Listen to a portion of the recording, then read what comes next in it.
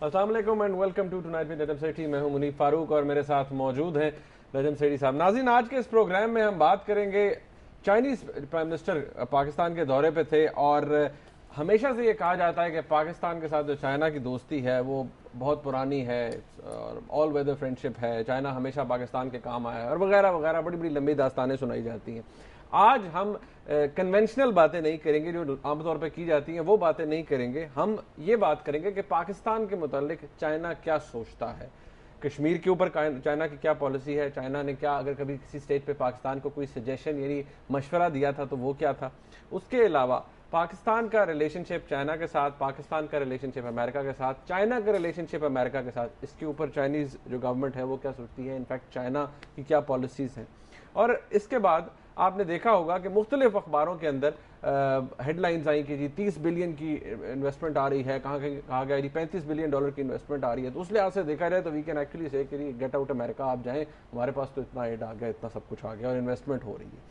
तो इसकी भी डीप डाउन डिटेल्स में हम जाएंगे और सेठी साहब से पूछने की कोशिश करेंगे कि सेठी साहब आप हमें ये बताइए कि चले पहला सवाल मैं ही इस पर कर लेता हूँ कि ये इतना जो देखें हेडलाइंस बन गई 30 बिलियन और 35 बिलियन की, ये तो फिर अमेरिका की तो छुट्टी करा देनी चाहिए ना। हमारे पास तो इतनी इन्वेस्टमेंट आ रही है सेठी साहब, 200 बिजनेसमैन आ गए प्राइम मिनिस्टर के साथ, चाइनीज प्राइम मिनिस्टर के साथ, और बस फिर आप छोड़ ही दें, क्या होगा? हाँ, बात ये है कि जब आप अखबार खोलते हैं कहीं लिखा हुआ है 30 बिलियन, कहीं लिखा हुआ है 36, कहीं 35। हैरानगी की बात है कि एक फिगर नहीं है। हालांकि फिगर आ कहाँ से रहे हैं, मिनिस्ट्री ऑफ फाइनेंस से आने चाहिए ना, क्योंकि सब चीज़ को मॉनिटर मिनिस्ट्री ऑफ फाइनेंस कर रही। तो एक फिगर आना चाहिए था ना कि अगर आपने कोई MOU साइन किया है, memorandum of understanding, memorandum of understanding कोई पक्की एग्रीमेंट नहीं होती। वो ये होता है आप और मैं एक काम करना चाहते हैं, हमारा ख्याल है अगर ये प्रोजेक्ट हम करें तो 10 अरब रुपया लगेगा उसमें, तो हम आप और मैं एक साइन कर लेते हैं कि अगर हमारे सारे तल्लुकात ठीक रहे तो हम ये ऐसे करेंगे। अगर तल्लुकात ठीक, मतलब अगर ये हो गया, अगर वो हो गया, इफ एंड बट एंड फलाना ढिंगड़ा, हर किस्म की उसमें इफ एंड बट होती है। एक इरादा होता है, इसका ये मतलब नहीं कि जी वो हो जाएगा या वो पैसे आ गए, ये बात होती है, इब्तदाई में ये बात की जाती है। एग्रीमेंट और चीज है, एग्रीमेंट और चीज है, वो तो मुआहदा है, मुआहदा है। ये तो एक मेमोरेंडम ऑफ अंडरस्टैंडिंग, एक सोच है आपकी और मेरी कि ये होना चाहिए। तो यहां ये कहा जा रहा है कि ये भी नहीं पता कि ये सोच कितनी बुलंद है। 30 अरब, 35-36 अरब डॉलर, वो कमाल हो गया। ये भी नहीं पता कि कितने सालों में ये आना है, ये भी नहीं पता कि ये आना भी है या ये जाना है। ये क्या बात नहीं, मैं इसलिए मैंने देखी, बड़ी दिलचस्प बात है। मैंने मुझे 2-3 लोगों ने पूछा, वो जी 30 अरब डॉलर आ रहे हैं चाइना, तो फॉरेन इन्वेस्टमेंट आ रही है। यार फॉरेन इन्वेस्टमेंट आ रही है?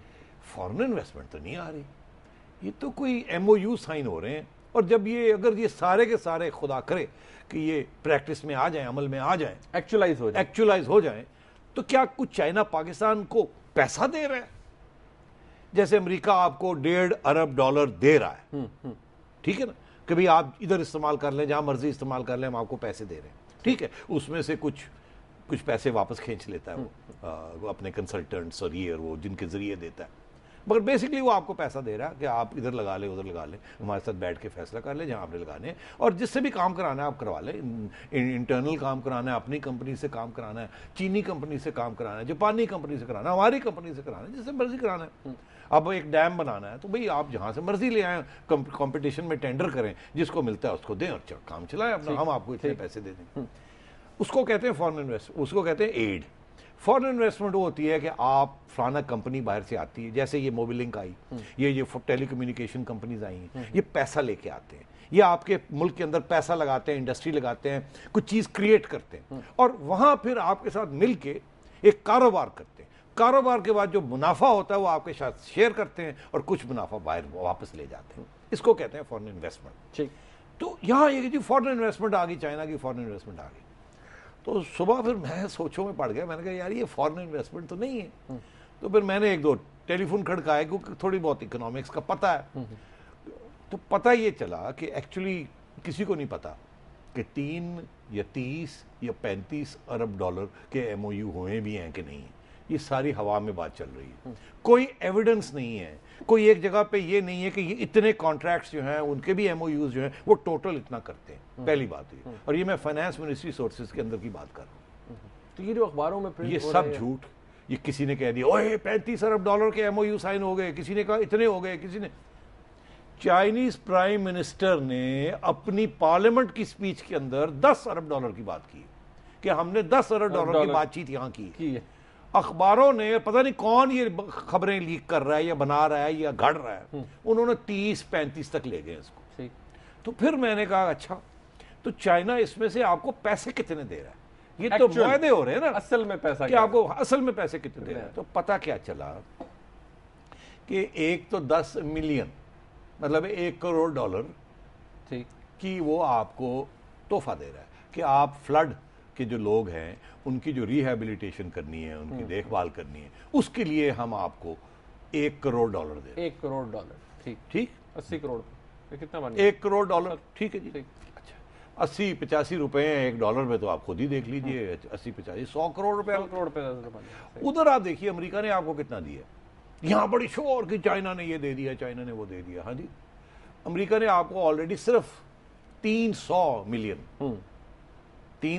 30, तो अमेरिका ऑलरेडी आपको 30 गुना ज्यादा पैसे दे चुका है फ्लड रिलीफ के लिए। ठीक। और आप अमेरिका को गाली दे रहे हैं। जरूर दें, मुझे कोई फिक्र नहीं है, मैं भी देता हूं, ठीक है, मगर जरा बैलेंस देखना चाहिए ना कि चाइना ने आपको 10 मिलियन की बात की है, अमेरिका आप all feather आपको friend कहते हैं। 300 मिलियन दे चुका है। ठीक। पहली बात ये।